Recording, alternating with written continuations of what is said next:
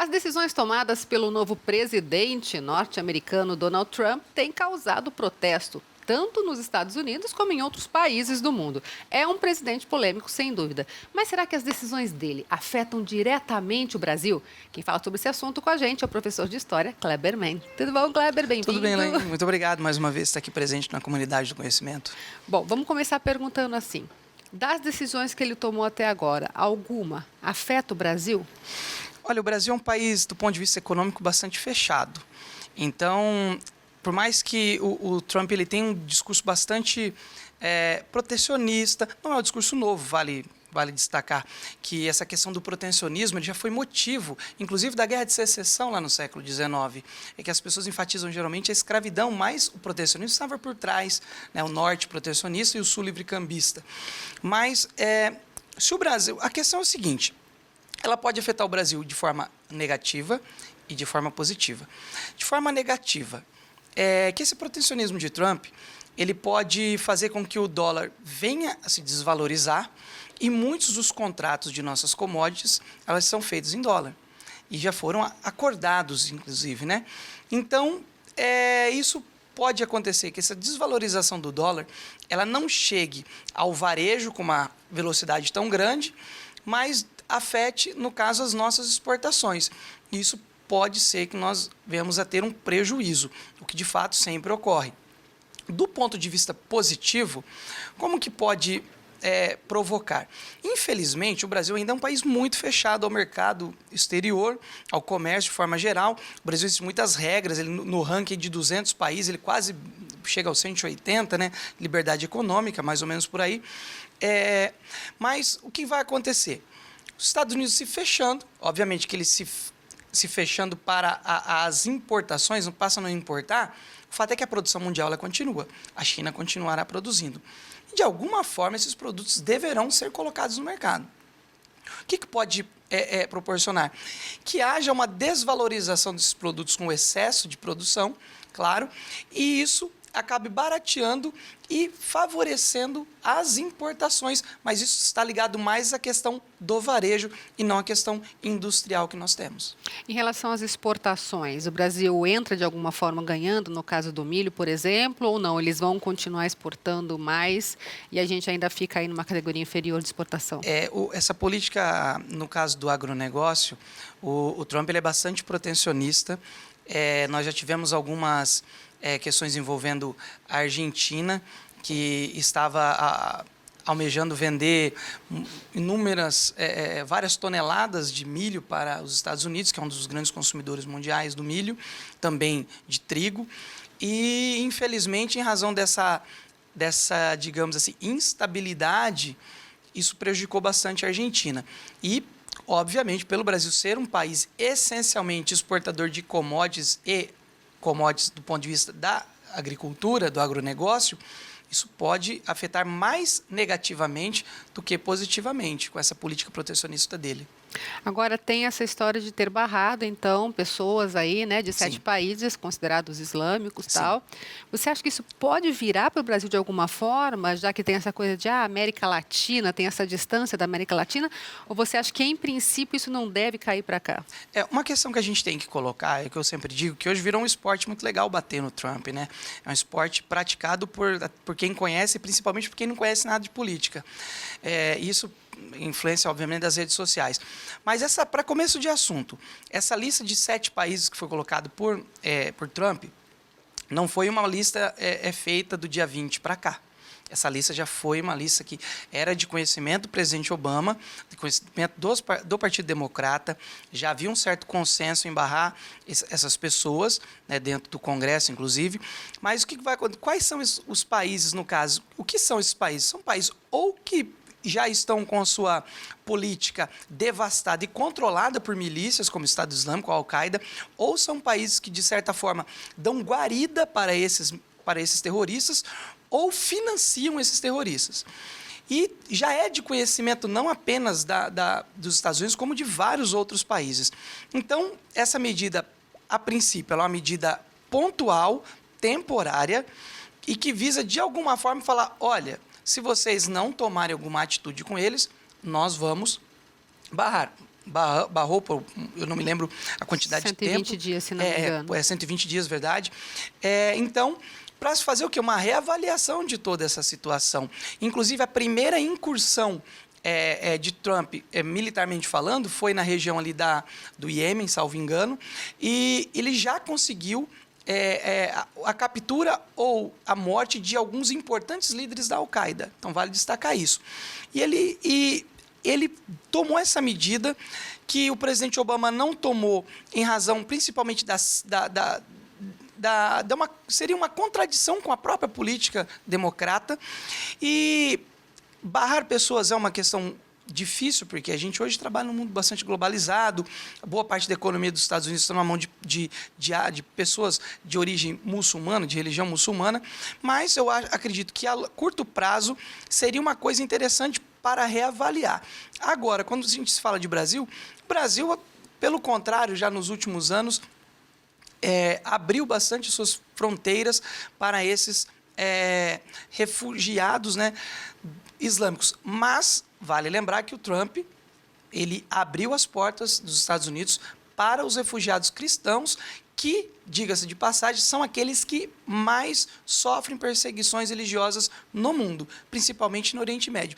E também, um detalhe muito importante, existe o princípio da reciprocidade diplomática na política internacional. É aquilo, se você faz para mim, eu tenho o direito de fazer por você. Agora, se você analisar esses países, você tem liberdade de expressão nesses países? A mulher tem igualdade perante os homens? Há alguma democracia nesses países? Não. Então, do ponto de vista da reciprocidade diplomática, eu acredito que ele apenas está devolvendo aquilo que a América sempre recebeu desses países. Agora, você acha que o brasileiro pode ser barrado ao entrar nos Estados Unidos, por exemplo? A gente sabe que tem, principalmente, pessoas aí de Governador Valadares, né, que acabam indo para lá para trabalhar, alguns ficam ilegais. A gente sabe que existem, claro, brasileiros vivendo ilegalmente nos Estados Unidos. Eu conheço um, Eu inclusive. também conheço. Agora, você acha que essa coisa, já que tem esse combate aos imigrantes, pode virar também para o brasileiro, para ser mais difícil, por exemplo, tanto para quem quer viver ilegalmente, quanto para quem quer ir passear, porque daí fica difícil entender quem quer o quê? Na verdade, esse combate aos imigrantes são imigrantes considerados grupos problemáticos. Por exemplo, os mexicanos.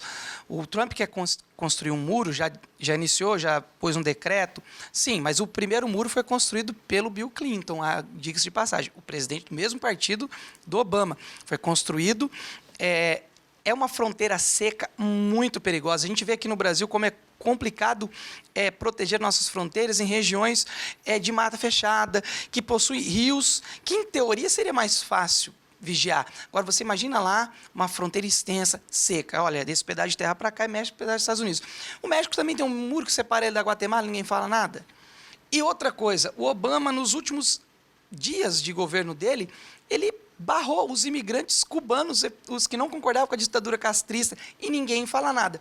A única coisa que eu falo, eu não concordo com esse tipo de política. Eu acredito que a gente tem que cuidar, sim, porque um presidente, uma das coisas mais importantes do presidente é cuidar da sua nação. Eu acho que tem. A política, às vezes, ela é questionável.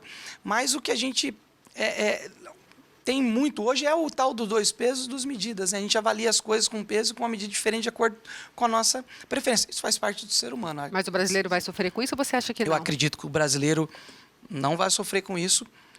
Acredito que se nada impede o brasileiro de ir lá, porque os Estados Unidos é um país capitalista, depende também do turismo. Né? Você já foi para lá algumas vezes, já teve problema? Claro que não. E essa barragem, né, ela já acontece aqui no consulado, na hora de você emitir o visto. Algumas pessoas não conseguem o visto. Então, né? você acha que pode dificultar de alguma forma? Ou não? Eu acredito que de imediato não, porque o Brasil não tem nenhum histórico de terrorismo.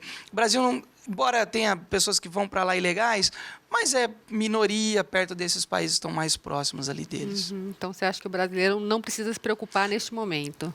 Olha, levando em conta todo o histórico, levando em conta toda a diplomacia envolvendo os Estados Unidos e o Brasil, eu posso dizer que não.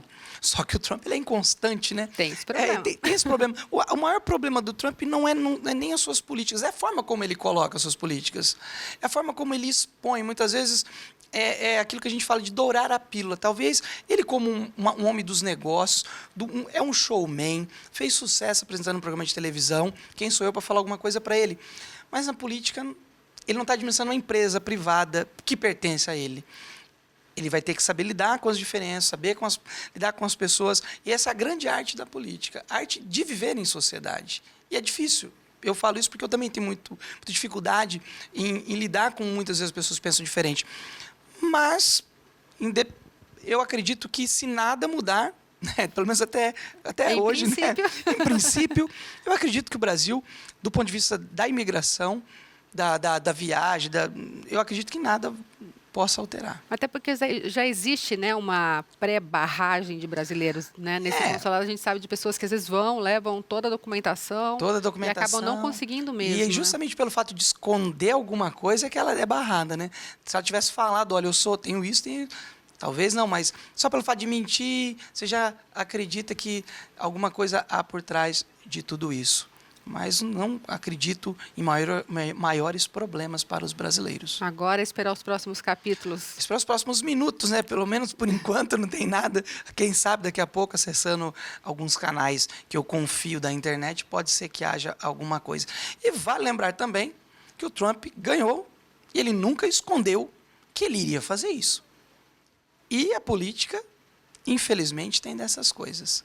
E, assim, você acha que esses protestos que estão acontecendo no mundo, a tentativa de não permitir que ele viaje para a Inglaterra, que faça a visita à Inglaterra, você acha que isso ainda é muito prematuro, que as pessoas precisam entender um pouco melhor o Trump? Olha, na verdade, a gente assistiu isso aqui no Brasil, quando caiu o último presidente da República, ele caiu e um grupo não aceitou, fez protesto, invadiu, lutou. E é uma característica desses partidos, geralmente de esquerda. Eles não aceitam perder o poder, porque eles acham que apenas eles têm a capacidade de cuidar das outras pessoas, né? E quando, na verdade, não é isso. Tanto que lá na Inglaterra, com a questão do Brexit, também teve protestos. Mas esses protestos possuem algumas pessoas por trás disso. Possui George Soros, Fundação Ford, Fundação Rockefeller, a própria ONU, estão por trás porque sabem que a sua política globalista ela está, de alguma forma, sendo ameaçada.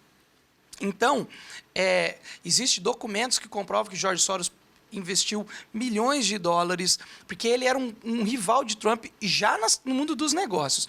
E milhões de dólares nessas passeatas, mas engraçado que um dia após a passeata contra o Trump, nós tivemos uma grande passeata em favor dele, em luta pela vida, e isso passou despercebido pela Então as grande pessoas mídia. precisam ter um olhar mais crítico quando forem analisar essas Eu situações. acredito que a gente precisa deixar a paixão ela é na época da política, da campanha eleitoral, eu até entendo, mas já passou. Já passou. Inclusive, o próprio presidente Obama fez uma declaração esse dia, ele quebrou uma grande regra do republicanismo, porque lá o ex-presidente é tratado como semideus. E é pelo fato dele ser um ex-presidente semideus que ele não precisa falar nada. Desde Jimmy Carter, que também era do Partido Democrata, que quando o outro presidente assume, o anterior não fala nada, olha, eu posso acabar com o mundo, eu vou ficar quietinho. Então, George Bush, pai, o Reagan não falou nada do George Bush, pai, George Bush, pai não falou nada do Bill Clinton, que não falou nada depois do Bush, filho, que não falou nada do Obama, agora entra Donald Trump, em menos de 10 dias, já vem o antecessor dando pitaco. Isso é de uma deselegância tremenda e um desrespeito à instituição republicana norte-americana, ao meu ponto de vista, que fique bem claro que é a minha opinião. Tá certo. Muito obrigada mais uma vez pela sua participação. Muito obrigado aqui. você, Elaine. A comunidade fica por aqui. Até a próxima edição. Tchau, tchau.